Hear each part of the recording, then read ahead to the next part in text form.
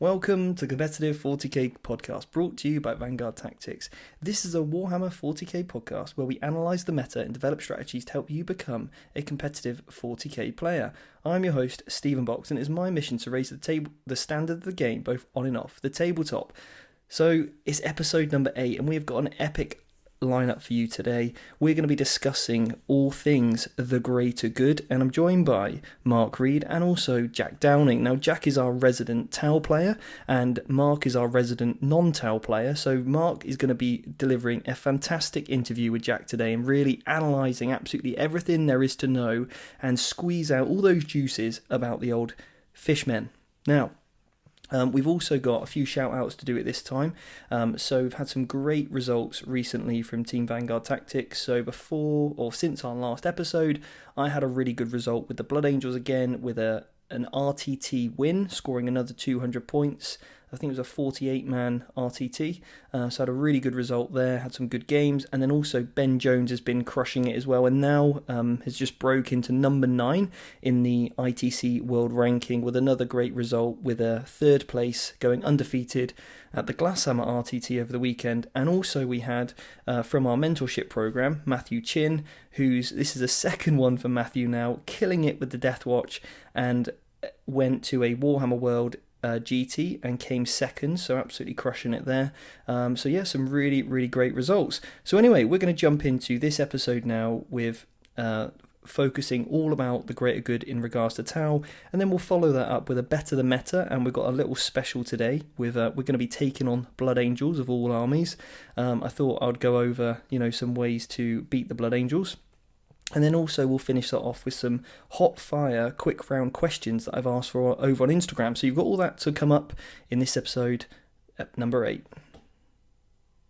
So as I mentioned, guys, I'm joined tonight by Mark Reed. How you doing, Mark? I'm in a great mood, Stephen. You're in a great mood? I'm in a great mood, yeah. You're in a great mood, nice. And then Jack Downing, how are you doing? What sort of mood are you in tonight, Jack? Yeah, I'm all good. We've got fish on the menu tonight. It's sushi. Yeah, my favourite. And who doesn't love sushi? So, Mark, I'm going to hand tonight's show over to you, mate. Okay. Because I think you've got some questions lined up for old Jack, haven't you? I sure have. I'm hoping that people will get a lot out of this. And I would love to start with a little story. Okay, everybody sitting comfortably. Set your mind back to spring 2018. Young Jack Downing marches into Games Workshop and asks the gentleman behind the counter, could he please purchase all the Imperial Guard that he has in the shop? And then the gentleman says, I've run out of Imperial Guard. That guy's just taken the last Beyblade I've got. So Jack says, oh, okay, what else you got? And he went, I've got Tau, they're pretty tasty. And this is the end of 7th as well, so they're really tasty. Jack says, I don't really like having friends. Tau's the one for me. So he collects up Riptides, Fishmen, Kroot at the time as well. He then goes home, gives them a can of spray, and then changes all his internet passwords to I love Fishmen 123. And then embarks on an adventure for the next 2 years with Tau. Now, just imagine, I don't know if you've ever seen this film Sliding Doors, how different my life could have been if you'd have fulfilled your dream to go Imperial Guard. It would have been so much easier. I would have been ripping them Lehman Russes apart like there was no tomorrow. But instead, you've been the bane of my existence, the bane of my Warhammer existence in a friendly way. And you've ripped me a new one on several occasions with several new forces I've had. Playing use like the acid test for an army to see how you get on because, Tau was so good in the shooting phase. So it's been a pleasure and a pain over the past couple of years since you started them. But to be fair to you, you've kept with them and you've kept on going. So I like your how you stuck with it. So fair play to you for that, Jack. I regret nothing. There's also another part to that story, isn't there, Jack? And this is actually a really nice part. The reason we went to the shop in the first place. Yeah. Because I was playing with Space Marines before they were the bane of everyone's life, and I was sick of losing to Mr. Box. So I thought, Steve, I've had enough of this. We're going to Games Workshop And right now. the other good thing about it was that you had actually quit smoking, hadn't you, for a while? Yes, I had, yeah. And it was the catalyst, I think. So Warhammer actually helped you give up smoking, which was, I think, incredible, because we set up a little thing, didn't we, where we worked out how much you spent before on cigarettes. Yep. You then didn't spend that much money over those next few months, and you went out, and then I bullied you to spend it all on a Tau army. It was excellent. Yeah, it was a free army. So guys, if you are out there and you want to give up smoking, or maybe alcohol, or you want to cut back on your food, or you want to just whatever it is, fantastic way to use that in a really rewarding way for changing great habits. And as you know, I'm all about changing people's habits for the better. So Jax, well done you, mate. No, Thank you. I think that was just a nice little roundup to that story, Mark. That was all. I agree. I think that was a great way to start your Tau experience. Yeah, I had forgotten the origin story, so it was nice to humble me with that panic purchase. Yeah. I think that what had occurred at that time is that a bit of a bit background about our gaming group is that we all pretty much got back into Warhammer in about 7th edition at some point. Pretty much all of us started with Marines of some description, apart from Dan, who still had Necrons, and Necrons were brutal in 7th. That Decurion detachment was absolutely disgusting. And Steve quickly went to Eldar, and quickly grew a large beard and went Eldar and started murdering us. I think I just dodged playing you all together. I was like, no, I'll keep on playing with the Marines. I'm good, thanks. Yeah, but I think, Mark, we dodged you because at the time it took you 3 hours to get through turn 1. What he's trying to say, Steve? I was just a. How have you got slower, Mark? I don't know. I've got some lovely painted models. I just wanted to show them off. I wanted to do it on the tabletop for as long as possible. I can remember watching a game between you and Blake once, and I think me and whoever I was playing were on turn 6, and I look over, and in Mark, you're like, and then I've got Ragnar, and he's got 4 attacks, so okay, and he's got an aura ability that allows me to talk for even longer about what my army does. And I was like, Mark, what turn you on? Well, we're just going through the army, Steve. It was like a verbal debate game before any dice are rolled. I think the most important thing to come out of that story is Ragnar had 4 attacks. The rumour has it he has 10 attacks now. Well, we'll come on to that later at length. I'm getting my own podcast on that on my own. Yeah, a bonus episode. It'll go in the archives. Yeah, Mark's faves. But at the time, we were very wet behind the ears, weren't we, in terms of our 40k knowledge in the game back then. It was literally just, I think, like 4 months before 8th edition come out, luckily. And I can remember bringing a knight to the table, and the looks you lot gave me were just like, we're not playing him. And Dan was the saltiest. When I redeployed my Grandmaster Dread Knight into his lines, you should have seen his face. I think that was... We had a bunch of models and we threw them on the table, wasn't it? And that was it. But I feel like we've come a long way since then. I think we have, yeah. So let's get back to the story of Jack and his Tau. Okay, so what we would say is that progressively over those past couple of years, you've been playing them proficiently, and you've had various different builds with various different rules that have come out, and they've gone up and down in 8th a bit, and they were pretty strong. Let's call it Christmas time. Last year they were in a good place. I think Brian Pullen won with Tau at SoCal that you went to last year. Was it, Steve? Yeah, that's the one. So they were decent, and he's a very good player as well. So what I want to ask you is let's take that time about 3 months ago. What were the sort of builds that you were running, or meta builds for Tau at the time? And how did they operate? So I ran a pretty consistent list probably for the last 6 months of last year. and that consisted of a minimum battalion to get some command points, and then 3 riptides and 5 broadsides, all centered around Commando Shadowsun. So all being Tau Sept. So the general concept of that list was stand still for 2 turns, obliterate your opponent, because you get the 4 reroll bubbles from Shadowsun, and then move out, and then take the board after that. So relatively simple idea, but very effective. Army struggled to outshoot it at that time in the meta. What did Tau Sept do for you?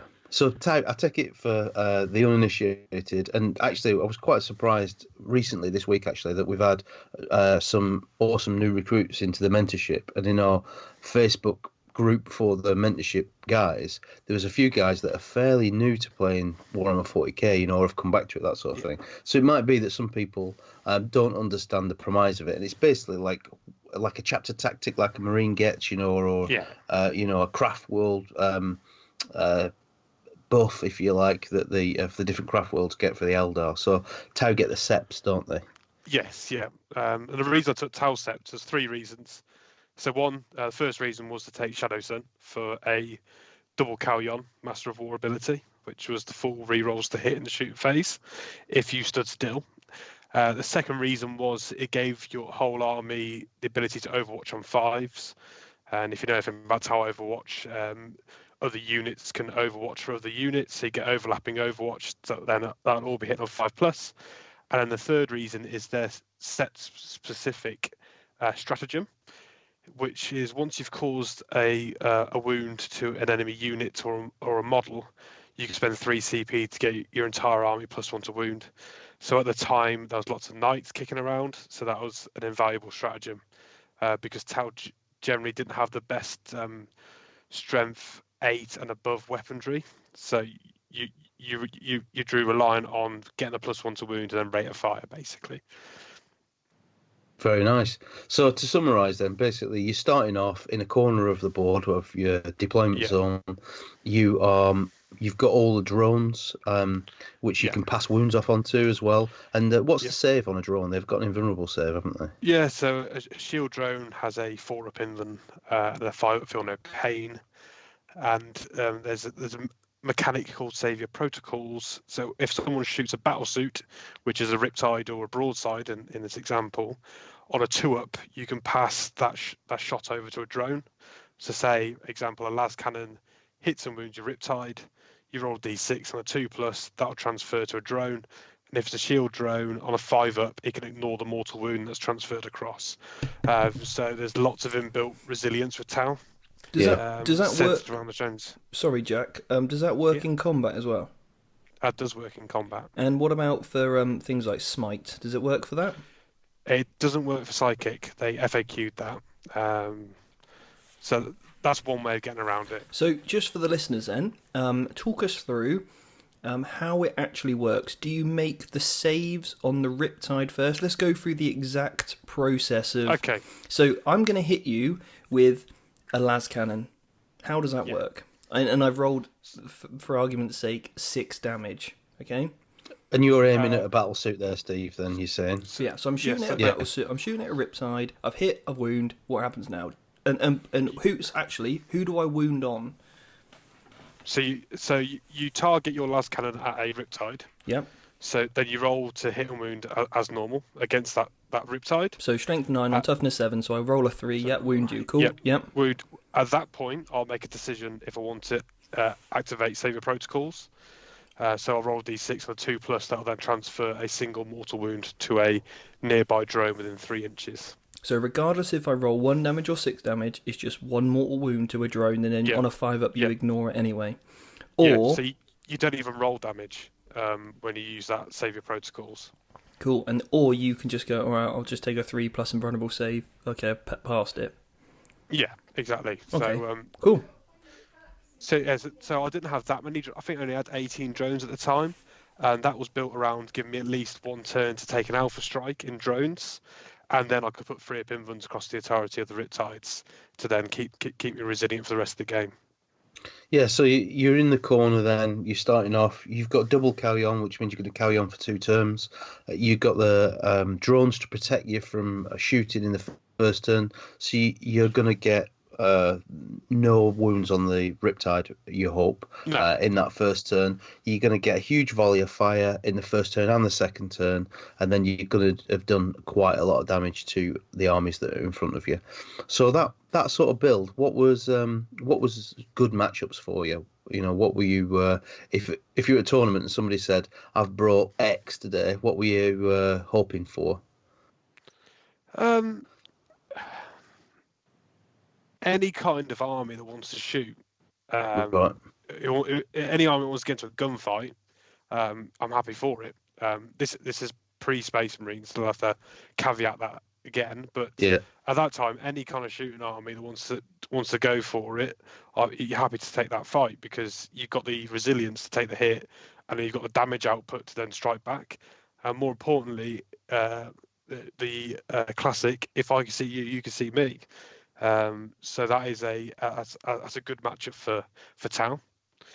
A bad matchup is what I'm finding, especially now in the new missions and the new meta, which we'll cover a bit later. But highly durable combat units that can hide. That's a big weakness for Tau, and digging them out of terrain. And then the obvious, very psychic heavy armies are difficult to deal with. Armies with multiple stacking minuses to hit. Plague bearers were a big bane of my existence for about 6 months. I think they're everybody's. I'll be honest with you. There was that was a tough nut to crack. That list. Yeah, especially when you're hitting on sixes. That's why it was so popular, I suppose. You know, Yeah, a lot of people really yeah. struggled with it. Yeah. Okay, cool. So that's going back, 3 months time, 3 months ago, should I say, about Christmas time. Then we've recently had the Psychic Awakening boon to Tau, or is it a boon? Because I can tell you for certain that it wasn't for Dark Eldar. There is not anything in that Dark Eldar book that is useful, in my opinion, apart from Drazar. So did you get a boost? Would you say? Yeah, absolutely. And this time it's Tau pre-Psychic Awakening was a good codex.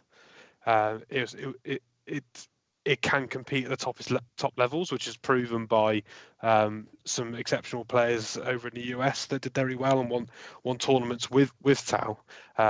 So I think it's a well balanced book. It's not pick up and go and win a GT straight off the bat. You got to practice. You got to learn it. So I thought pre-Psychic Awakening, Tau were in a good place. I think the points were a bit adjusted over time to get us into a great place as well.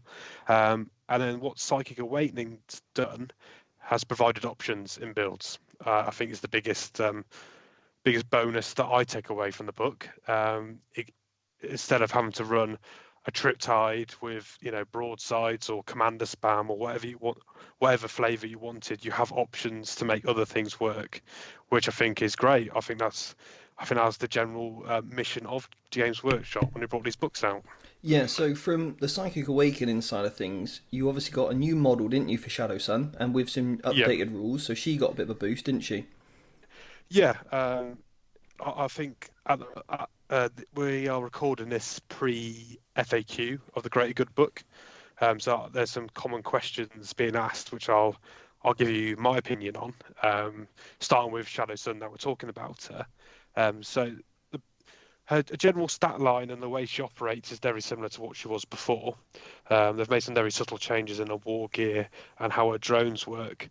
But one of the interesting changes is that you can take her in any sept now instead of just Tau sept, and it doesn't break your set keywords and your ability to gain abilities if you include her in there.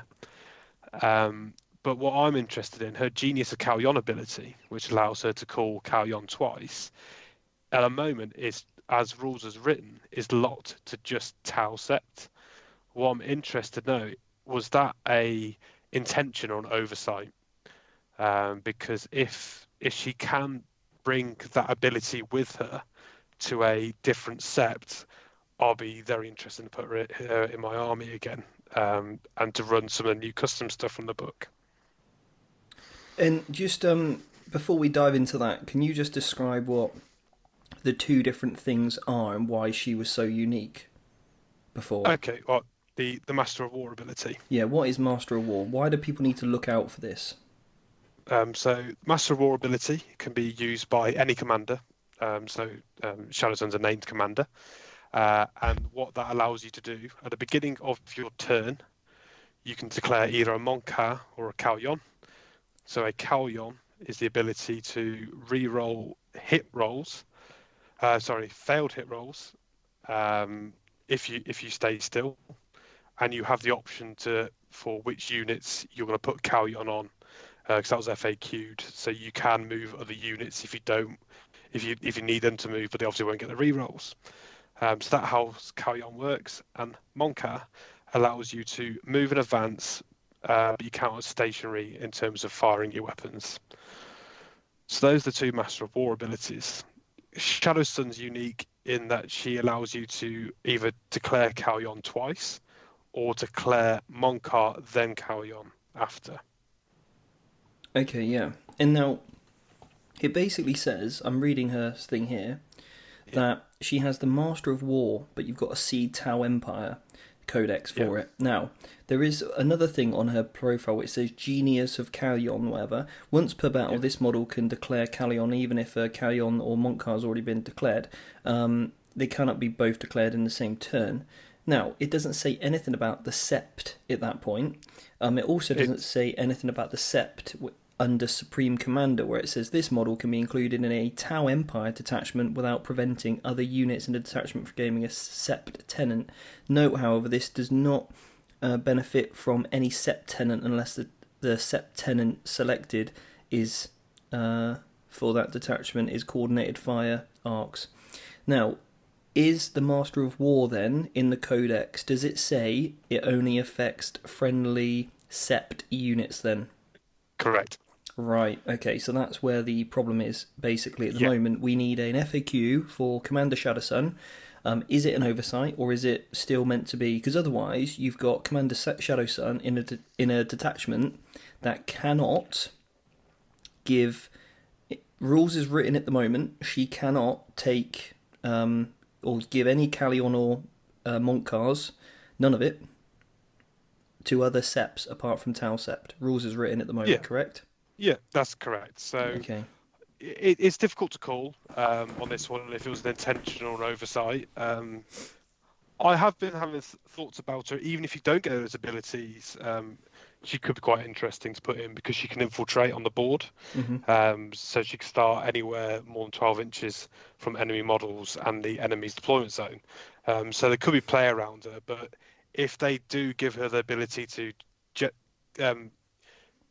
use Master of War across multiple septs, then I think she becomes very good again. I personally think what I would like to see, and I would actually like to see this across the board for a lot more characters, is the ability to do Master of War once for any sept, but only get the Genius of Kalyon for Tau Sept. So you can basically do a Monka, she's a regular commander normally in any army, or and this is only what I would like to see, guys. Don't, this is not actually how it's written. But, GW, if you're listening and you think, oh, that's not a bad idea Steve's got there. But you get the old Genius, so double Kalyon and Monka for Tau Sept. I think that's quite nice because then we've got this flavour where you can include different characters that are, specific to a chapter or whatever it might be. But now can, like, for example, Eldrad. Eldrad kind of moves across, in the fluff. He moves around with Harlequins and all sorts, but at the moment, he's only, allowed to be taken in an Ulthway detachment. It'd be great if he had some sort of Ulthway bonus, but to people around him or something. But could be included in any sept. I think that'd be quite nice. But anyway, that's my. It sounds good. I think that's a good idea. Yeah, I think that's a great idea. So while we're talking of Kalyon, there's another bit of FAQ that needs to come through in the Psychic Awakening. So in the Farsight Enclave section of Psychic Awakening, where they've reprinted the 8 rules, they've also rewritten out the Master of War ability from the Codex. But the way they've wrote it in Psychic Awakening is that it's reroll all hit rolls rather than all failed hit rolls in the Codex. So obviously that's a big change. I personally think the reroll all hit rolls is a misprint, and I think it will stay failed hit rolls.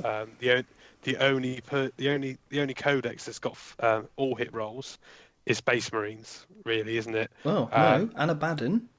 And Abaddon. Yeah, and cool. Yeah. I think that'd be too strong for Tau. Yeah, I think you could be right there. In obviously Eldar get a full hit roll now with their but it's a it's kind of like the Salamander's Martyr Artisan job in it. It's not you can re-roll a hit roll, not a failed, but that's only one shot per unit, which is a little bit tamer than obviously Tau re-rolling all hit rolls. Yeah, I think it'd be way too strong, especially in the ways that you can manipulate your hit rolls anyway with marker lights and other stratagems, etc. So I think I wouldn't. Yeah, I think that's the way it's going to go. It will remain as failed hit rolls, and I'm not going to cry about that. I think that's the right call, to be honest. And I think it is just one mistake written in one paragraph of a book. Yeah, I mean, it could be that. And by the way, Jack, I mean, this is. Mark, can you believe it? It's incredibly fair and balanced of Jack there. What a great comment from the Jack. Yeah. The sportsmanship, words you've maybe rubbed off on him. Yeah. Well, we don't want an iron hands, do we? No, we don't. No. And for an army to run ruin for three months, everyone hates it, and then they have to come swinging in and overcook it potentially. Yeah, agreed. Twice. Yeah. So it happened in the first month, didn't it? And then it's happened again, 2 months, 3 months later. That's my opinion, if it's fair or not, or be too strong. Mm-hmm. But I'm looking at precedent sets in other armies and other Psychic Awakening books. Dark Angels and Blood Angels didn't get a full set of re-rolls. They're still on failed hit rolls. Yep. So why are they going to start introducing it to Tau? Yeah, that's true. I don't think it was the intention. Yep. I think it was just a simple mistake in one paragraph. Now, could it be though? Could it be the 8 only specific to them? Because potentially. Because then that actually might give you a reason to take the 8. Because they're all commanders anyway. Yeah. But I understand where you're coming from, and you could well be right. And that potentially would give you a reason to take the 8. Yeah, because rules is written at the moment, they get it, but nobody else gets it, which could very well be GW's intention there, to be like, look, we've got these badass characters, it's like the Fellowship of the Ring but for Tau, and you get this extra bonus because you can't modify weapons in war gear like everyone else can, am I right? Yeah, not with the 8. That's it. So then, instead of that, you get a special. But they should have called it something like souped up. Just changed the Master of War to something else. Yeah, like yeah, that's it. Ultimate Masters confusion. of War or something. Yeah.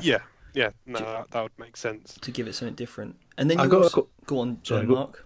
I've got a question just about the terminology for commanders. So I take it a commander is a character that's less than 10 wounds, so it can't be targeted? Correct. Yeah. So what did you say? It's akin to like a dreadnought sort of thing in a Space Marine army, that sort of stat line, toughness 6, 7. No. It's they're T5 the 6 wounds. They're squishy. If you can get a hand on them, they will go down quickly, which was something we'll cover a bit later on when we talk about Farsight Enclaves. So just to finish off on the FAQ watch, I think the other big one people were talking about are the prototype weapons, which are introduced in Psychic Awakening. These are effectively relics, but you can now upgrade units instead of just characters, which is great. I really like it. There's lots of different options in there, and it gives you like a little toolbox to take to the table, which I think is something. It kind of creates a game within a game and it makes you a better general, that you've got these tools available and you've got to select the right one for the job and your opponent you're facing. So I really enjoy that. I think it's a really good addition. But there's a lot of confusion about, in the way that the preamble to that section is written, is if you can take more than one. And and if you can use the additional relic stratagem to then buy another prototype weapon. So that's not clear at the moment. It just needs tidying up again. I'm pretty sure it's a Adepticon that's coming up. Yeah. I think they've ruled it in the way. So they've ruled it completely rules as written. So you can take a prototype weapon and stick it on a unit of crisis suits. And if you want to use the additional relic strat, you can then buy one and put it on a character, because the relic strat says you can buy an additional relic to put on a Tau Empire character. Yeah. So that's the way they've ruled it. My opinion is that it will operate as all of the relics in a game. You can buy one, and it can't be a duplicate. So there's also discussion about, can you take duplicate systems?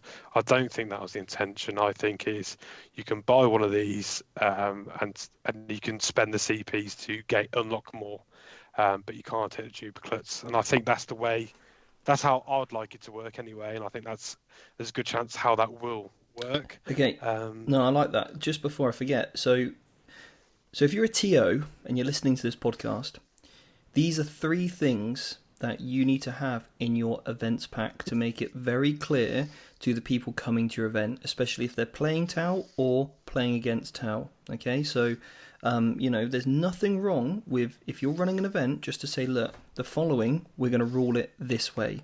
So that way it's very clear for people who are writing lists or whatever, and you want to go with how you believe it's going to be intended and what's fair. If you are a Tau player, email your TO and ask them ahead of time. You do not want to be caught out where you turn up and you've spent 3 extra CPs, so you can take 3 extra relics or whatever, and you want to take all these smart whatever Watsomer jobs they're called, whatever you just said, Jack, to buff up all your units, and actually the TO is going to rule it that it's a relic, or there's a guy there that said, well, Adepticon's done it this way, so I think it's that way, and all of a sudden you've got an illegal list. So if you're not sure, email ahead of time. Okay. So that's what we're trying to do on this podcast, is arm you with the information so we can give you the fairest game on the tabletop possible. Because it doesn't create any feels bads then, right? If going into it. Exactly. Ask questions early. At the end of the day, it's the TO's decision how they're going to run their tournament. So it's not a point of discussion really. You ask for how they're going to run this set of rules, and then you got to accept what they say, and you got to evolve and adapt around it accordingly. Yeah. I think, unfortunately, that the FAQ for this book seems to be a bit delayed. So tournament organisers having to step in and make a decision. And we've already talked about a few of these items which we've kind of had a discussion about, and you could potentially interpret it different ways of the intention of what's meant to happen. So I think at the moment we've just got to accept it what it is. Support your TOs and the decisions that they've made, because they are making them proactively in some cases to avoid any feel badsies when you arrive to a tournament. And then we've just got to sit tight and wait for the official FAQ to come through. Yeah, sounds good. Anyway, Mark, sorry, back over to you, mate. No problem. I think that's well worth discussing. Those are important points that people may need to discuss with their opponents or the TOs over the coming weeks before the FAQ comes out. So my question to you, Jack, is I would be extremely grateful if you could run me through some of the highlights of the book that's come out. What you liked, and maybe some lowlights as well. If it's something that you don't think is usable, that might be interesting for people also. Do you want to start with Septs, Jack? Yeah, start with Septs. So what I'll do, rather than going through the whole book, I'll maybe go through combos, what combos and what I'm currently using. Yeah. And what stuff I may look to test in the future, or something that is part of my list development. So yeah, sounds good. In terms of the sept tenants are basically, you declare 2, don't you? Like it's kind of like your custom septs, yeah. So you get 2, don't you? Yes, you get 2. There's I think there's 10 or 12 of these abilities. Yeah. And the ones that I have been running are stabilization systems, which allows a battlesuit unit to move and not suffer the negative to hit when moving with a heavy weapon. Yep. Which I really like, because it saves you having to buy a target lock for your stabilization systems for your battlesuit. So that means that frees up that slot to go onto a different upgrade. So can I just ask you, target lock, would that be a cost in points? So I'll run you through an example. So the Okay. way I used to run my Riptides would be Heavy Burst Cannon, SMS, Advanced Targeting System, which would be abbreviated to ATS, Yeah. which gives you additional -1 AP to all your weapons. And then I'd buy Target Lock as a support system, allow me to move and fire. A Riptide can only take 2 support systems. So now I can take this custom trait, means I don't have to buy my Target Lock. I can buy a different support system. So I've now switched out to have Velocity Tracker, which gives me a +1 to hit against anything with a fly keyword. So now my Riptide can move without any negative, gets a +1 to hit against fly, and it's got the additional AP. So I think that's a really good strong combo, because there's lots of discussions about do you take Velocity Tracker or Target Lock. Now I've got both. So that's why I really like that. And actually, that's really, really strong against flyers. And the reason for that is because when you do Callion, you obviously get to re-roll failed hit rolls. Now, normally you would have been at a -1 because obviously they've got fly. And then they've also got, if you didn't have the velocity thingies on, then you'd be another -1 for moving. And obviously you can negate that with that target lock you mentioned. But that means that -1, you're re-rolling 1s, 2s, and 3s, right? Because you hit on 4s. Yes, but you can't re-roll the 4s. But now you're basically getting full re-rolls. So this stacked with Callion is super strong because you're getting that +1, that negative. Yeah, that's really nice. And you can obviously get a marker light to go a bit above and beyond that re-roll as well. So, so you look at some of Tal's issues, movement and hitting stuff with negative to hit. Negative to hit things usually have the fly keyword. So now I've answered my moving problem, and I've also addressed my hitting stuff with fly with a negative to hit. So I fixed 2 problems with 1 trait. So that's why I really like that one. It sounds really strong. And what do you pair that with then? So I'm pairing that at the moment with Gifted Pilots, which allows a vehicle or monster, if it moves less than half, to re-roll the wound roll of 1. So that applies to Riptides and Ghost Kills is what I'm using it for. So basically, my entire force, if it can move less than half, it can get a reroll 1 to wound, and I can move freely with my stabilization systems. So I can move to full reach if I need to, or I can shuffle to get firing lines and get that buff in my shooting. So now with a single marker light, I can get reroll 1s to hit, reroll 1s to wound, which it gives me a bit more reliance in shooting and taking out my target. Nice. And is there anything else you've considered pairing that with? So another one, which I may look at taking out Gifted Pilots for turbojets. So what this gives jetpack units an additional 2-inch move and add 1 to their advance rolls. So that'll take a Riptide to 14-inch move. Mm-hmm. And if you Moncad, you can then advance as part of that. So you can move 14 plus 1 plus D6. So you can really get moving. But I quite like the Gifted Pilots at the moment. And then the other one that a lot of people are talking about is the hardened warheads. Yeah. Which gives all missile weapons, so high yield missile pods, SMS systems, seeker missiles, and missile pods, an additional AP. Which I think you could build around that. You could, start running missile broadsides to the cows come home, and you'll have a very punchy army. I think if I was going to use that with broadsides, lots of people are taking the ATS, so you doubling up on your minuses, so your SMS becomes -2, your high yield missile pods become -3. I think, because I'm more of a defensive player, I'll then put shield generators across all of my broadsides, give them all a 4 up inven, and I've still got my offensive punch. Do I need -3 when I've got 24 strength 7, -2 D3 damage shots coming out? Do I need additional minus? Probably not. But a 4 up inven will become invaluable once your drones are gone. Yeah, and there's another one called Upgun where it says burst cannons. Models of this tenant are equipped with an armor penetration of characteristics of -1. Now, does that obviously in some is that just burst cannons, or do GW mean that's also including heavy burst cannons? Like often where Wow. like the Imperial Fist, it's bolt weapons, isn't it? You know, Yeah. whether it's heavy bolter, storm bolter, stalker bolter, eliminator bolter, bolter, they all get But exploding sixes. So if that but then is, go on. if you look at hardened warheads, it names all the missile types. Yeah. But then you look at the upgun, it just says burst cannon. So it may get FAQ'd. I don't. I think it should, because there's the hazard wall suits from Forge World. They've got double-barreled burst cannons, and I think they should get this. They should get the benefit of this ability, but at the moment they wouldn't. Yeah. Okay, cool. No, nice. Well, you got some good combos there. Anything else that sort of tickles your fancy in terms of the Septs then? Well, I've got a question to add to that, Steve.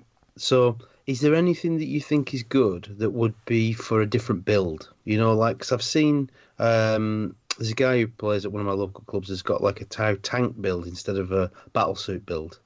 Or even the 8 or something like that. You know, is there anything that you think would match one of those builds? The 8 would be fixed to Farsight Enclaves, but Okay. yeah, if you took a tank heavy build, you've got sophisticated command net, which if you've got a marker light on a unit, all your vehicles get reroll 1s to wound. But then gifted pilot also stacks with that. I do like the hybridized weaponry and get 4-inch to range.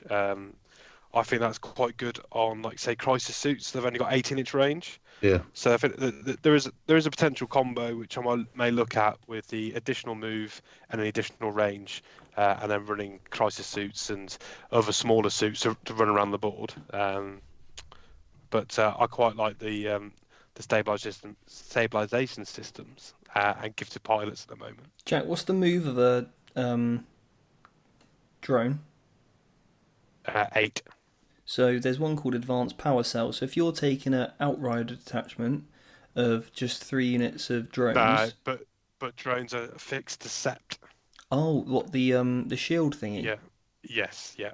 Which I think it stops you being able to do this, like to really, because what I'd want to do is run a outrider with, say, a commander, but I'll take, say, a missile pod commander, and I'll give them hardened warheads, an extra 4-inch range, but then all my drones to protect everything else.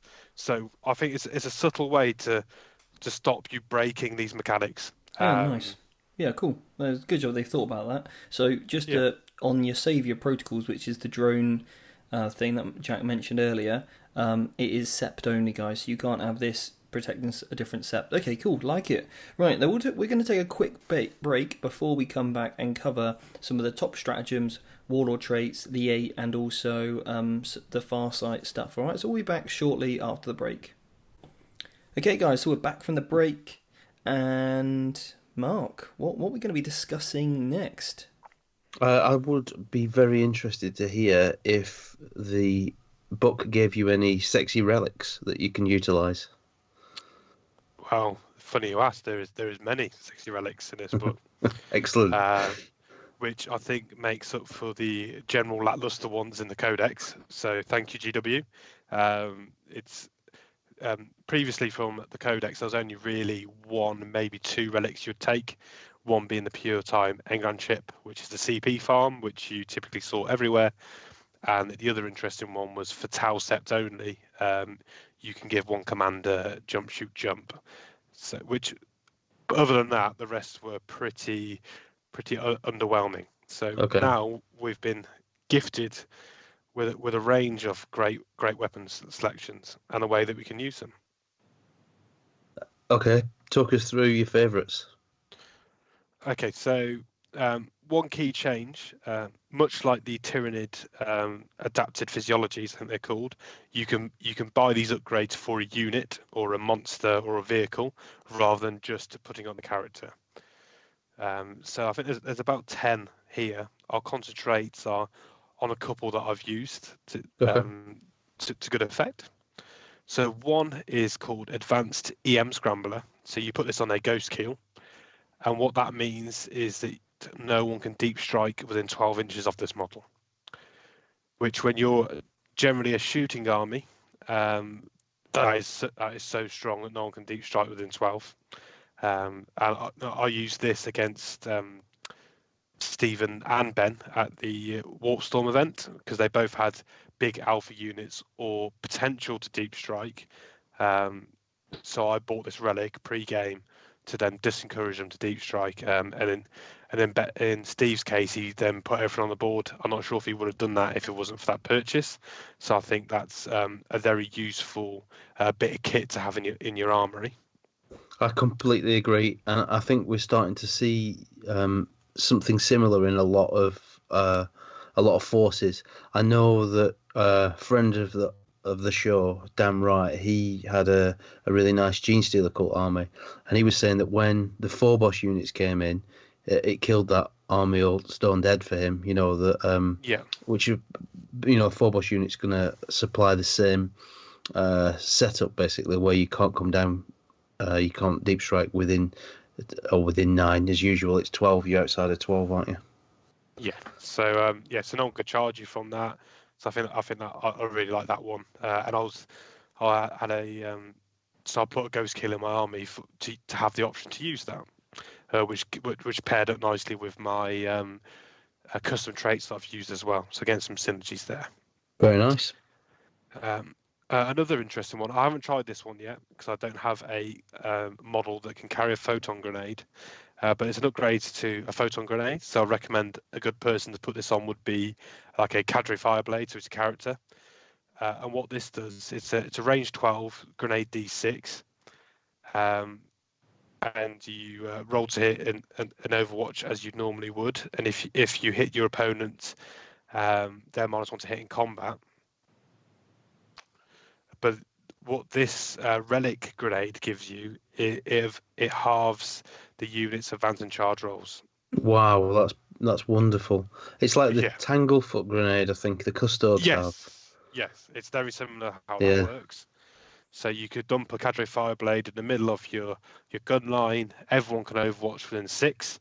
So you make sure he's well placed, and then that's another way you could then stop a charge coming in.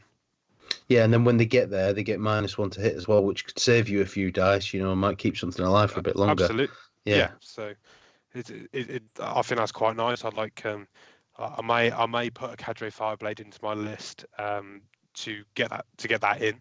To be honest, so I've got that as an option. Sounds good. I think you'd have to stack that with the sept that gives you +4 range to assaults and grenade weapons.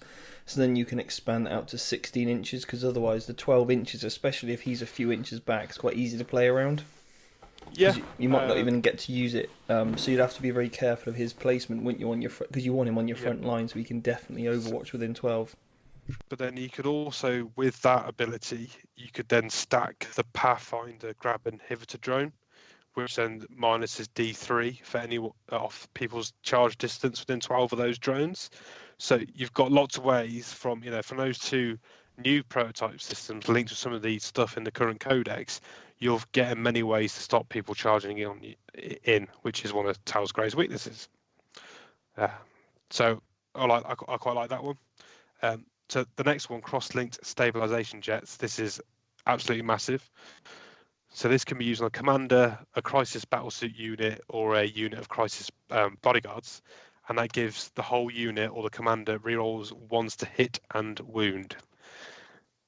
So at the moment, I've used this on the Enforcer commander with the psychic iron blasters. So he native hits on 2s. He can overcharge his weapons. On a 1, he'll take a mortal wound, but now I've got reroll 1s, so I can safely overcharge without marker light support. And then I've got the rerolls to wound on that as well. But then that could also be applied to a unit of 9 crisis suits with any weapons you like. So that one will get some serious play. That's really powerful. Yeah, it's so good. So I think that's the one where people are probably taking duplicates of it. So it'd be interesting to see if they stop that or not. with the See, they're basically putting that right throughout the force where they can, where they can.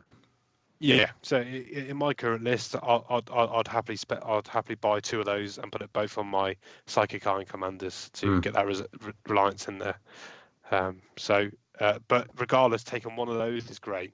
It's so handy. The build that I've got is basically 2 commanders, 3 ghost kills, 3 riptides, and then drones. All my riptides and ghost kills can get reroll wounds of 1 from the custom sept.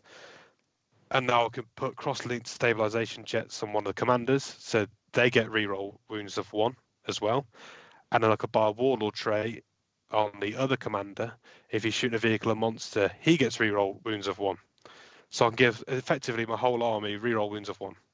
And then Mark Lights will give at least reroll 1s to hit. So there's definitely things you can link together, and certain warlord traits that you probably didn't see before. They can come together really nicely. Yeah, I can tell you from having a short run at Iron Hands that when they had the reroll 1s in every turn, it was fantastic. I stopped taking the Chapter Master because it was enough, with the Tech Marine on top, giving each vehicle +1 to hit. So hitting on 2s, rerolling 1s. It was so powerful. And you were just, whatever you pointed at, you hit with everything pretty much. It was very rare you'd have a major amount of reroll 1s that turned into 1s. So mostly you hit with everything, which was fantastic. Yeah. So it's just get that reliance in your army. I think it's great. I think it's working quite nicely for me at the moment. So I'll touch on 2 more of these new relics. So the Magna Rail Rifles go onto units of broadside battle suits with rail rifles. So I was running these guys in my previous list anyway. But what this does is gives the rail rifle additional strength, to taking it from strength 8 to strength 9, which is massive. So when you're hitting a repulsor or a knight, you start to wound on 3s. It's -4 d6 damage, which is the same as a normal rail rifle, but now the additional ability it has is its minimum 3 damage. So it's free. It's either damage 3, 4, or 5, or 6. Fantastic. At strength 9, and that affects the whole unit. So that's very good. 16-inch range as well. So it gives you some long range punch. So I think that's a nice one. I think that's totally fair as well. I think that if you've got a weapon that's d6 damage, you've generally got only a few of them. Let's say you've got a las cannon or 2 las cannons or something of that ilk. It's a similar thing, or dark lances for the Eldari contingent. You then get it through, because you've only got a couple of 3 shots maybe. You miss one, they save one, you get 1 through, and you roll a 1, and you go, oh, okay, right, I'll re-roll it for a CP to try and do some damage to the target, and you go, I get a 2, and it's slightly better, but or you re-roll the same 1. I think with it takes a lot of work, as you just said, to get a las cannon through. People's to hit, to wound, an armor save, an infant save, to get to the damage roll, to then roll a 1 is completely demoralising. So having more weapons with minimum 3, or something that could be an idea, is that you can re-roll if you want. It has a free re-roll with a las cannon. It's damage or a dark lance, because you can't afford to keep spending CP on re-rolling damage, unfortunately. So that's a really good relic. It just giving more reliance in some of these weapons. So they might actually get a bit more play. Yeah. And I'll save the best till last. The Amplified Iron Accelerator. Now, I've heard about this, and I think that this is an amazing relic. Now, it might be that you've got so much joy about this relic. Stephen and I could go off, play a game of Warhammer, and you still be talking about it when we get back. So try and keep it under the 2.5 hours mark, mate. So I was running the Iron Tide anyway, because I liked it gave a strength 9 at range 72 anti-tank weapon on a very resilient platform, which is a Riptide. So if anyone's not played a Riptide, it's very difficult to kill them. So they're very resilient. So the non-relic version is D6 shots, strength strength 8 -3 D3 damage at its standard profile. You could then overcharge that to make it heavy D6 strength 9 -3 flat 3 damage. And then you could use the Riptide's Nova ability to make that flat 6 shots. But then you're not putting your shield up at that point. What this relic does, it turns the shots to heavy 6, so no longer D6.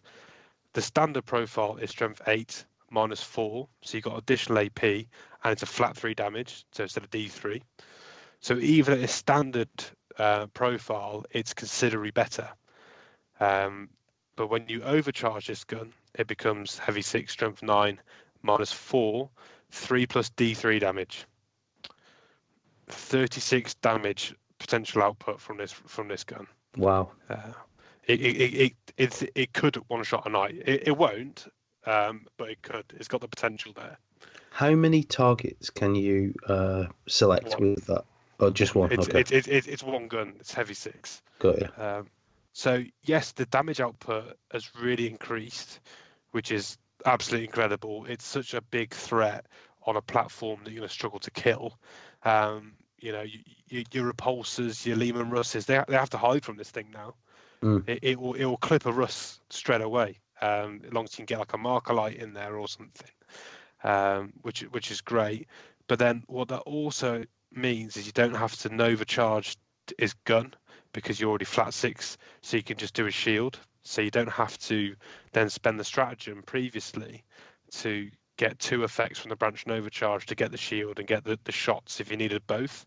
Now you just need to put the shield up every turn, effectively for free, because your gun's sorted by buying the relic. Really nice. That's a super powerful relic. I imagine that you're taking that every game. Yeah, that's the only downside. When you've got the Riptide with the Iron Accelerator, you kind of almost have to take it because of how good it is in comparison to the regular version. So in the games I've played to date, I've always bought it. But I think time will tell. The normal version can still do work, and if you're not playing anyone with heavy armor, then you won't need to buy it. But it's so much better than the original. It's what that gun should have been in the first place, I think. So you've really improved on your relics there, because all of them sound useful. All of them have got play, and all of them have got play with different units as well, not just one build, it sounds like. So it looks like you've had a real shot in the arm in this book for making some significant improvements to your guys. Yeah, and there's a few more in here. We won't cover those, but you could choose at the moment. You could choose these pre-game, so it gives you that flexibility. They're not massive buffs, but they're little buffs you could put in at the right time in a tournament setting. So I really hope it's kept as it is and how I believe it should be played. It gives you good options. So far we've looked at your new septs, which seem to be a bit of a standard GW way of doing things now, which I think is really cool. I really like it. So it started with the Space Marine book, where you can have a successor chapter and you can choose your 2 traits. I think it started with a craft world, quite possibly, actually. I can't remember if the book the Marines book came up first, did it? Space Marine Codex. Okay. So the craft world's got the same treatment, and that's been used to good effect by Ben against me. I imagine similar to you as well. And then, so we've seen it in a few different places. It's a really cool, way of. Also, it means that you can have your own sort of homebrew force and change it. You're not tied to one colour scheme and that sort of thing. And I think that's pretty cool as well. It also helps if you like a certain unit. To make it work as well. I really like the Ghost Keel. It's my favourite model in the collection.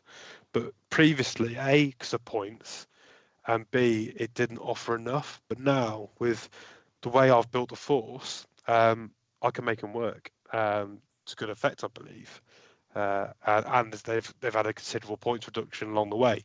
So I think all those combination of things together means I can pick different units rather than having to go for the same formula every time. Got you. So you've had some real good septs. You've got some great relics. have you? Did you get any stratagems in that book?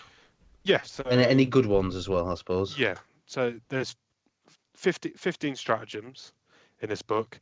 Half of them relate to Crute, which unfortunately Okay. you're not So, going to see them on the board. We're just skip them, shall we? we're just gonna Yeah, cover the we'll- Crute ones, I think.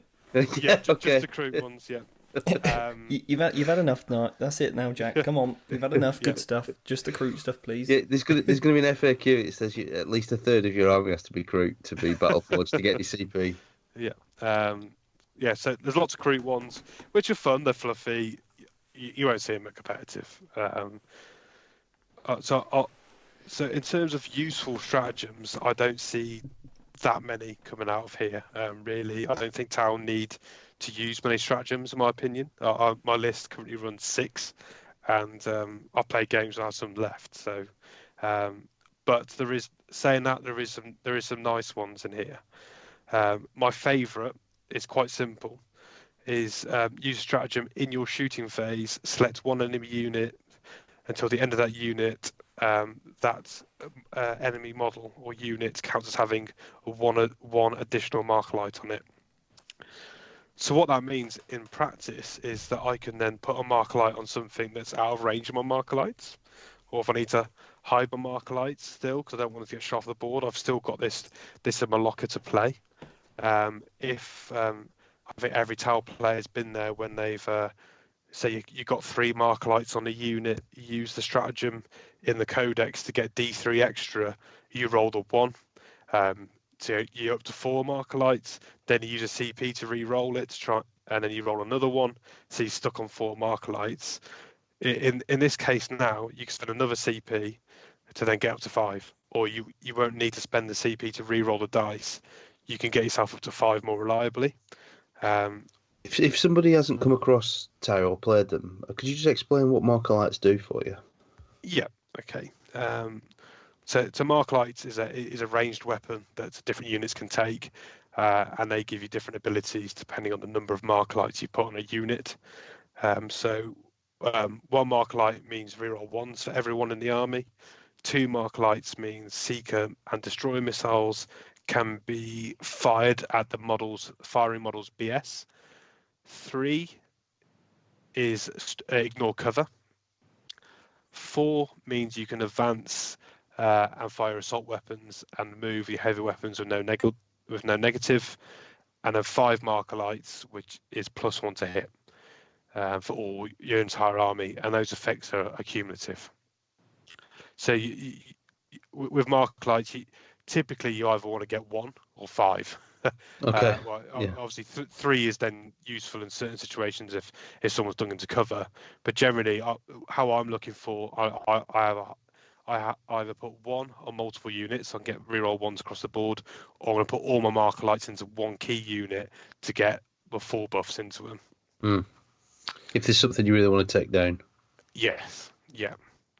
But a problem that Tal did have is, anyone who plays Tal knows to remove the marker lights as soon as possible, and then you start to become a little bit unstuck because you're only hitting on 4s with no rerolls. Then what this 1 CP strat means is you could always got a reroll 1s in your locker you can put in, or you can help just top up your marker light hits on the unit. If you fired all your marker lights and you only got 4, you can then just add this 1 CP to add an additional 1. So that's nice. I like what you said there about the you've always got that reroll 1s in your locker. You know what I mean? You can just go pay 1 CP, right? This is clutch. I really need to take this down, and you never know. It could be a unit of fairly insignificant troops on an objective, but you shooting them off that objective in like an ITC mission could mean that you score, a couple of points going your direction, which wins you the game. Yeah, so like in my list, I've got 9 marker drones. On average dice, if I put them all into 1 target, I should get 5, because you roll each one individually. So once you've got the first hit, you reroll 1s on the remainder of the hits. So on average dice, I should get 5 on a target if I wanted to. Yeah. But it's not crystal clear. I can easily swing, so I could quite easily end up at 4. Now with the CP, I'm back up to 5. So it reduces your reliance to put massive marker lights in your list, and you can fall back on that instead. Cool. So what else you got in there? Nice stratagems. So the next one, modulated weaponry. So what this does, you put this on any model, with the exception of a Titanic, so the Storm Surge. It makes all them random weapon types they're full type. So heavy 6 becomes 6 shots. So there's a lot of talk with this with the Yavara, because it has its flamer, which is 3d6 shots, and it has its shotgun cannon, which is 3d3 shots. So that model will get the best benefit out of that 1 CP strat. So then you got your 18 flamer, your 9 shotgun shots, very high damage, very high AP, very effective gun, which is great. It's very powerful, but I don't think the Avara's damage output is its problem. I think it's been able to get it into range, get it into position, and protecting it's its problem. So and its points cost are too high. So I don't think it fixes the Avara's downfall, because I don't think it's its damage output. But there's other plays you can potentially use this with. The air bursting fragmentation projector is D6 shots. So you could I'll potentially want to test a Cold Star commander who can move 40 inches around the board, given 3 of these air bursting guns, which are strength 4 D6. I'd give them ATS to make it -1, ignore and cover shots, and then I play a strat so he gets 18 shots at strength 4, ignore and cover, -1. I think that may be a useful tool to deal with certain problems, which is enemy infantry stuck on backfield objectives out of line of sight. That commander can go in and do the work. So it's an interesting. I want to try it. It might be trash because it's only strength 4, so it wouldn't be particularly good at digging out Marines in cover. But Eldari or Guardsmen, or in a way, those softer troops, it could be good. It could be quite useful. Yeah, sure. Or sniping the character, potentially. So that's definitely got some play, that stratagem. That I'll just jump onto one more. Cool. Which is the coordinated engagement. So there's 2 CP. Use a stratagem when you shoot in phase. Select a crisis battlesuit unit or a unit of crisis battle guard units, and select one enemy unit until the end of the phase. Your crisis suits get the benefit of having 5 marker lights on. So you could then have a unit of 9 crisis suits coming out of deep strike. You drop them in. You spend 2 CP. You get them +1 to hit, reroll a 1s, ignoring cover. Just guaranteed. So that's very good. And it's starting to make crisis suits relevant again, which is great because they're such an iconic unit. Yeah, it's really nice for them. So what's the cost for that stratagem? 2 CP. 2 CP. In my experience of playing against Tau, in particular your Tau, the stratagems are generally, on the whole, seem to be 1 CP, 2 CP max, and most of them, I could be wrong about this, just a feeling, it's like 1 CP for most of the stratagems that you've used against me before. And the reason I'm so in tune to that is I'm looking for a juicy target for Agents of Vect, and there never is one. It's not like, right, I'm going to spend 3 CP on this. Oh no, you're not, Jack. So that's one of the things I really like about the Tau book, is that they're all useful as well. All the ones that you usually play, add something. Yeah, no, there are some good stratagems in the normal book, but I find I could run on 5 or 6 CP and still be effective. And I think the balance it works to basically buy more drones rather than having troops, which I think the troops are a liability because I've lost too many key games by getting tagged or stuff getting wrapped and trapped. So hence why I've now dropped the broadsides out on the Fire Warriors, and to get more mobility in the list. So I've got an entire army that has the fly keyword now. So it's not being pinned down. It's not being tagged. You can charge it. I'll just overwatch you. Then I'll jump away. Then I'm going to shoot you.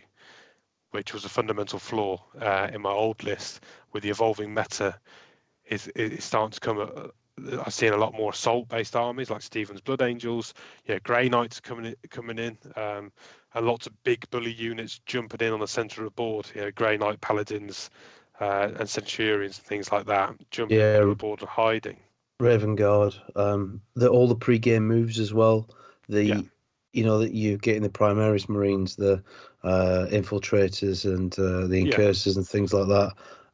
Sitting and parking themselves mid-board and also, moving stuff up towards your deployment zone. So if you don't get first turn, they can be right up in your grill early doors in that part of the game. So I think that wrapping and trapping and those sorts of movements have become much more prevalent over the past sort of 6 months or so.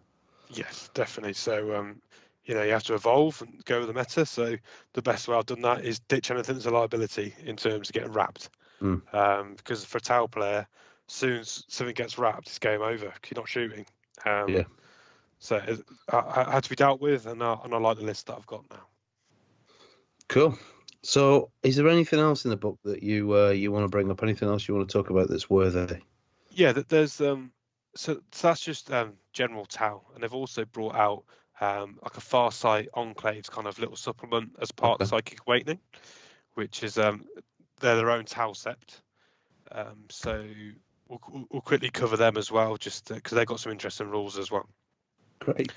So the first one being normal Tau septs can only take one commander per detachment in match play because of people running commander spam at the beginning of 8th edition. So it's a sensible idea. It balanced the army. But Farsight Enclaves can take 2 commanders per detachment. So that means you could take 6 commanders in your full 2,000 point list in tournament play now. So that's a big change to what we had previously that was currently capped at 3. So we'll run through some of these stratagems and we'll talk about potential builds for these guys after. In terms of their sept trait, so they're one from the codex. If you're within 6 inches of an enemy when you're shooting, you get reroll 1s to wound, which not particularly useful. But now they've got an additional one. If you're within 12 of an enemy unit, you treat that unit as having 1 more marker light than it currently has. So that means if you're in 12, you are as a minimum rerolling 1s. Okay. So remembering that, this stratagem for Crisis Battle Suits is incredible. It's called Veteran Cadre. So it's 1 CP for a unit of 3, or 2 CP for a unit of 4 to 9.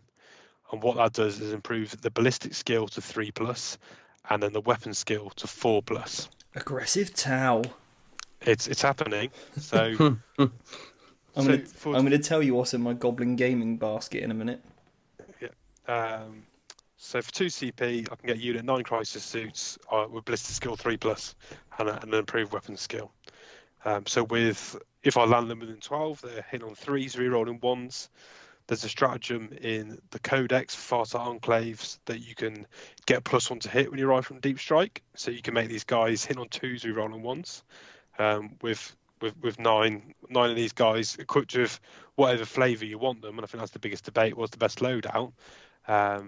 Or you can then use the stratagem to put additional marker lights on to get you +1 to hit as well. So you can quite easily, through a number of different ways, bring a crisis bomb down from the sky, hit on 2s, rerolling 1s,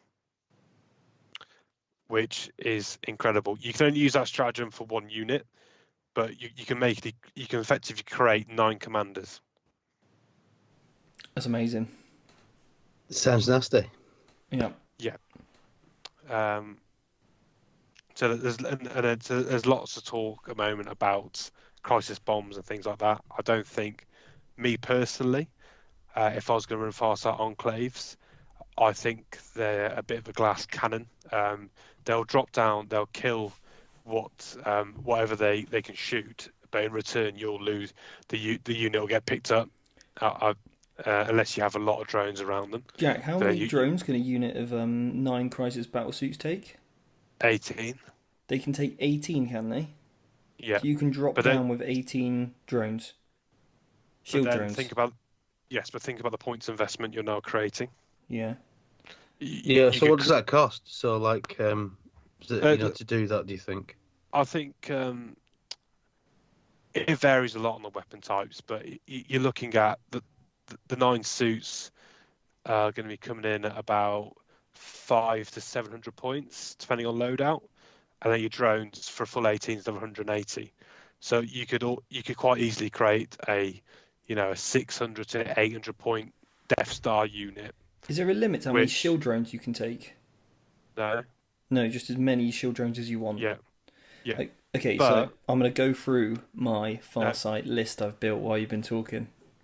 But so all the crisis suits weapons are range 18. Yeah. Steve, are you going to let me shoot your secondary guard with these guys from Deep Strike? Am I going to let you? Yep. Well, no, you're not, because I'm going to zone you out. Exactly. So they got a fundamental problem. So I could start them on the board, and against you, that is the right play. Shh, don't tell people. Because you've got no shooting. But any player that knows what these guys can do in their threat range, 18 inches is very easy to screen out. Yeah, and then- I know, and then but dodge. so I've got a unit here of 9 crisis battle suits with 18 shield drones with 2 burst cannons each and advanced targeting systems. Is that right? Three bits of equipment. That's correct. Yeah. So that's 72 shots, hitting on 2s, re-rolling 1, strength 5, -1 damage. Because I like the burst cannon loadout with ATS because you get the +1 weapon skill as well, and a strats to get reroll hits and wound in combat. So you could then shoot your burst cannons, charge in, potentially look to wrap and trap. That's definitely how I'd run it. And I'd match them up with stealth suits with a homing beacon, so you can deep strike within 6. So you can deep strike within 6. That means you're getting your reroll hits of 1, reroll wounds of 1, burst cannons away, and then look to get a charge off on the unit and go that way. And it keeps them cheaper as well. Yeah. But it for me, a Farsight Enclave build is 6 commanders protected by a Riptide or 2, and stealth suits, and then drones. Yeah. I think that's the way I'd like to run it. So I've got a cheeky little list here. Shall I go over my Tau list at the end of this show? Yeah, let's do it. Yeah. And also, if you want to download my list, you can head over to www.vanguardtactics.com/blog/EP8. Click the link, and all you need to do is pop your email address in there, and I'll shoot you over my Tau list. So instead of going over it, you can just download it and have a listen, watch it. Otherwise, this episode will be far too long. But from what Jack said, I've sort of took some of the best stuff, put it together, and I think it's going to be pretty spicy. And I've got this in my Goblin Gaming basket. I'm just ready to push the button. Yeah. Don't do it. Don't do it. We don't need any more of fish lovers. I've got enough in my life, thank you. I've had enough of Blood Angels as it is at the minute. I don't need 2 Tau enemies either. Yeah. I think just to cap off the Farsight Enclaves, it's going to be a high skill level to make these guys work with the commander spam because they're very fragile. So if you're looking to use these guys, you need practice, lots of practice, in particular your movement and your screening. So that's why I suggested potentially stealth suits, a Riptide, very durable to get around. I'm going to give these guys a go, and I won't be surprised if I lose my first few games, because a miss movement is going to unravel that list, but it has the potential to be very strong. Nice, yeah. Right, well, I think we better wrap that up because we've been an hour, well over an hour already. So we'll take a quick break and we'll be back with your questions that you've asked on Instagram. We'll cover the better the meta for another time. Basically me trying to, not give you the tactics on how to beat me. But I will be doing actually a webinar all about Blood Angels soon, which will be a live show where you can join it and find out about how I play Blood Angels and my sort of top tips. But anyway, we'll go take a quick break and then we'll be back and cover your questions.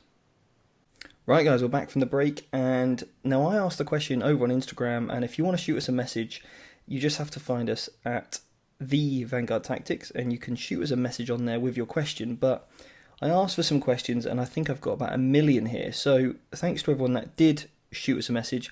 We're going to do a quick fire round, okay? Now, what I'm going to do is direct a question to one of you guys or myself, and we're going to have 10 seconds to answer that question, okay? So make it succinct and clear as best as you possibly can. Any good ones, maybe we'll do an entire show on in the future.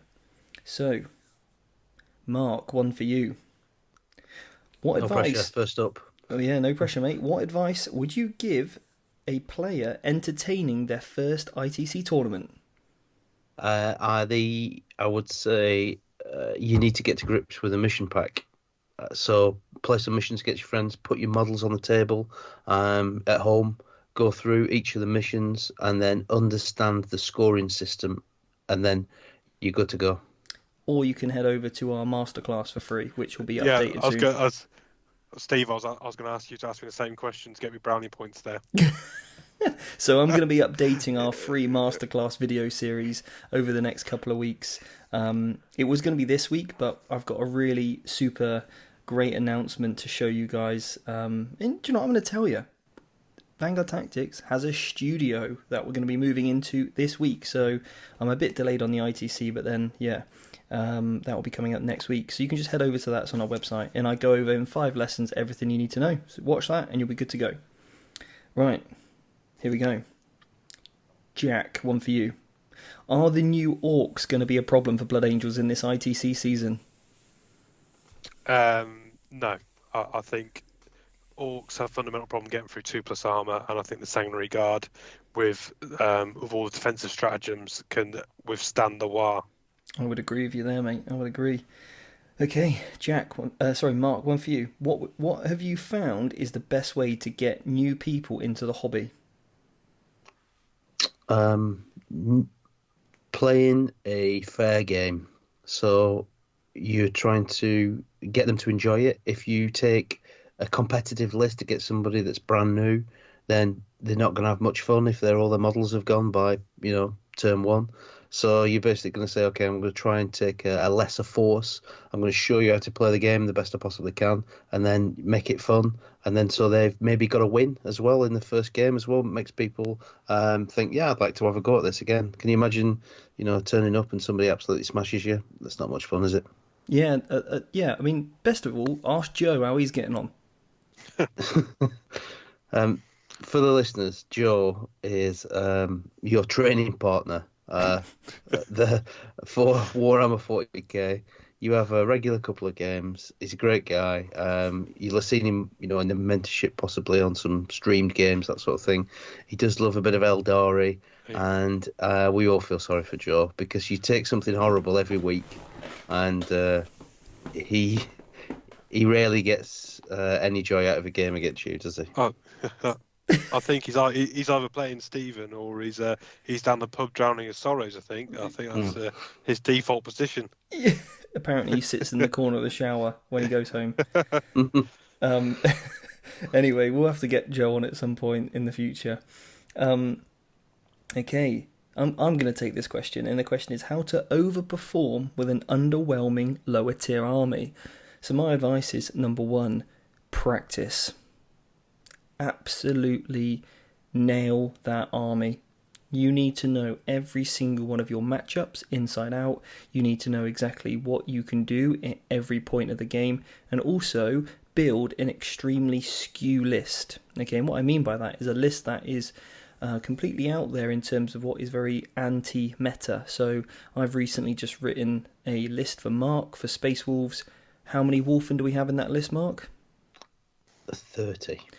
You start them all on the board, run them up the table. Everyone's got a 3+ invuln. So in a game at the moment where there's Stalker bolt rifles everywhere or minimal shots, high damage, you've got a 3+ invulnerable save. Anything that hits you in combat, you strike back. And then it's got character dreadnoughts to support it, so which can't be targeted. So it's an extremely durable, hard-hitting army that's quite skew. And if people haven't dealt with Wolfen before, they're going to really, really struggle. So often with an underwhelming list, then actually there's a lot of tricks that you can play that people aren't expecting because you can prepare for them, but they can't prepare for you. So that would be my advice. Jack, where to start with competitive events? I think you just throw yourself in, to be honest. The competitive scene is very friendly. Loads of people I found will take the time to have a chat, and if you set out your expectations that you're new on the scene, everyone is more than happy to help. I think the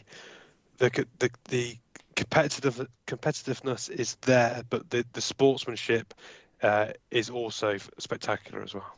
Yeah, definitely, and that's exactly why we created the mentorship program, is to help people feel comfortable and confident. At events, we want to inspire more people to take up the hobby. In order to do that, we want to empower you with knowledge, so then you can pass it on to friends, family, children, kids, all that kind of stuff that you might have, and ultimately help them in the way that the game's helped us. So yeah, it's just a case of taking on that education forward. Now we've got another question. This is actually from Joe. How tight should my t-shirt be when playing at a competitive event? I think skin on t-shirt. Skin tight. Wouldn't you agree, Mark? No. It can be for you, but not for me. There's a post up on our Instagram, which is a new range of t-shirts that may be coming to us gentlemen soon. And I'm sure that you'll look delightful in it, but I'm not sure a man of my girth and age it's suitable. So I think that I'll keep you with the vest and the t-shirts, and I'll stick to the hoodies. Thank you very much, mate. We will be doing a hoodie, don't you worry, mate, or in sweaters. So they'll be coming. Apparently Venoms are the best unit in the game. Agree or disagree, Mark? Disagree. Wolfen are the best unit in the game. Jack? They're absolute trash. I hate them with their -1 to hit. Little things, and their 5-up inven. Yeah. Absolutely terrible. It's Joe again. Yeah. Anyway, so here we go. The one for you, Jack. Will the recent FAQ do? With the recent FAQ, do you think the coming months we will see a more diverse meta? Absolutely, 100%. I think even from the latest set results, it's starting to vary now. And it's not hard to get diversity after an Iron Hand 3 months of winning everything. So in terms of that, it's very easy to get diversity. And I think you will with the Psychic Awakening books, bringing everyone's power up, and the FAQs bringing the Space Marines back down a bit. I think it's getting the game back in balance and in a good, healthy position. Nice. We've also had somebody just say, awesome page, the Vanguard Tactics. Oh, thank you very much. Here we go. Mark, one for you. Did you think GW did enough to the Space Marine FAQ, i.e. Raven Guard shenanigans? Were Raven Guard hit hard enough? I believe they were. I think that the Centurions in your lines in the first turn, especially if your Raven Guard went first or Raven Guard successors, was really hard to deal with. And now it's aggressors, it's other things. I think they'll be easier to deal with. I still think they're really good, but I think that they did enough. I think that the Imperial Fist and the Iron Hands were the ones that really needed pulling back, the Iron Hands in particular. So I think they did a really good job, and also they left alone things like White Scars and things like that, Salamanders, Ultramarines, that we weren't seeing much of and didn't need pegging back. So I think they've done the right thing. Yeah, nice. I'll take this one. How do you deal with an army that is screens with the fly keyword? Put units on the board, you hit them, and you hit them hard, and you do not stop. If you can't wrap it, then kill it.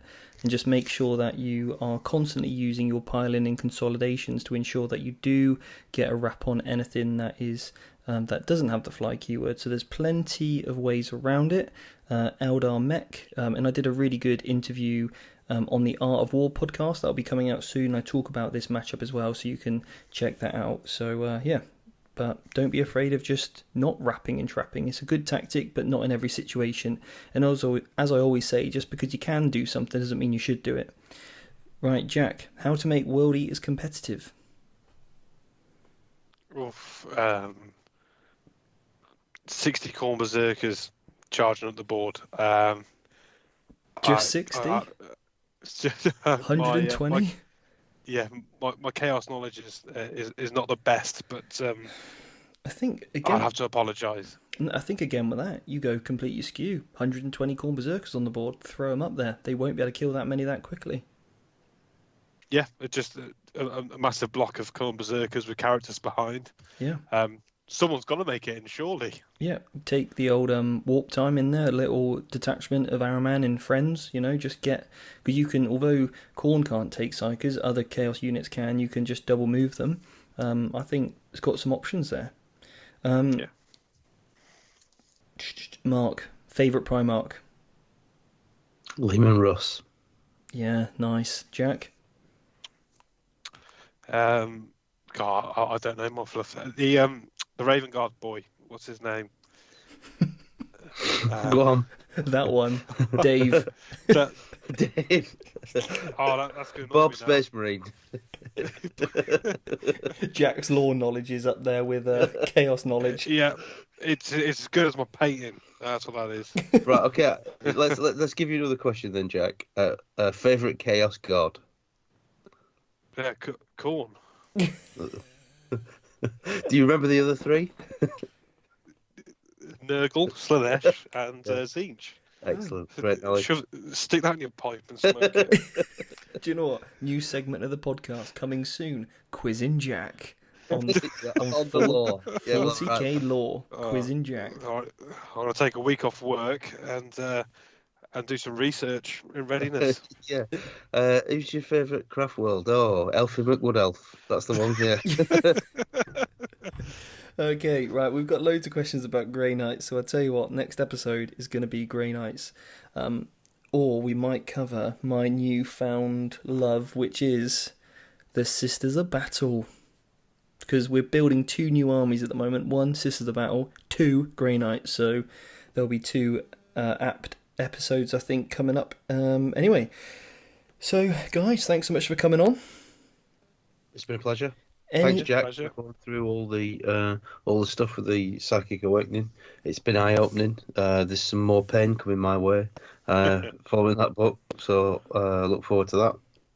And also, any last remaining comments you'd like to say to anyone? I've got one. Go on. Ragnar's looking good. So you're Team Ragnar? Jack, who are you? Absolutely. I am 100% Team Gazgul. Yeah. We are having a rumble, Mark, when this book comes out. We'll actually have to get your orcs painted, Jack. Well, yeah, you seem to have slowed the pace down there, Mr. Box, on the orc painting. I'm pretty sure I placed my commission order a long time ago now. And I have to say I'm disappointed with A, the progress, and B, the quality of the work. I mean, I'll tell you what I'm disappointed with. The severe lack of funds that have been coming my way from you. Yeah. Anyway, I've got one last request, and that would be, if you haven't done so already, please leave us a subscriber on YouTube. We're currently at 9,926, and I would love it if you helped us get to 10,000. Yeah, because who knows what could happen if we hit that mark. Anyway, guys, thank you so much again. If you haven't done so, please leave us a review on the podcast. It really helps us reach more people. And as you know, we just want to help more people get comfortable and confident at the tabletop so we can inspire more people to play our favourite game of 40k. Jack, Mark, it's been a pleasure, so thanks so much for coming on. Thank you very much. No worries, and see you guys next week on another episode of the Competitive 40k podcast. And remember, if you want my list, head over to www.vanguardtactics.com/blog/EP8 and I'll send it over. Take care, guys. See you later.